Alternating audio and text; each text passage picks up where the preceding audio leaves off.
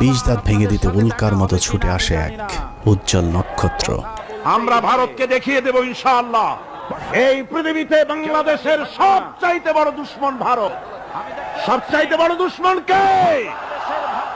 হ্যামিলিয়নের বাঁশিওয়ালার মতো মাওলানা দেলোয়ার হোসেন সাঈদী যখন অ আ ক খ করে সারা দেশের মানুষকে ভারতীয় ষড়যন্ত্রের ব্যাপারে ঐক্যবদ্ধ করছিলেন, তখনই পদে আগুন জ্বলে যায় আসিফ নজরুল তার আধ্যাত্মিক গুরু শাহরিয়ার কবিরের।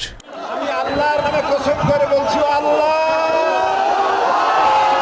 তোমার জাতের কসম, তোমার ইজ্জতের কসম, তোমার সম্মানের কসম, 1971 সনের এক ফোঁটা পানি বা কাদা আমার গায়ে লাগে নাই, লাগে নাই, লাগে নাই।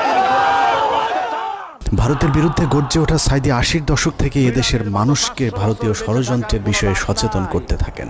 গল্প কেচ্ছা কাহিনীর পরিবর্তে কোরআনে বিদ্যমান রাজনৈতিক এবং অর্থনৈতিক তাফসীরের মধ্য দিয়ে নতুন ধারার কোরআনের মাহফিলের যাত্রা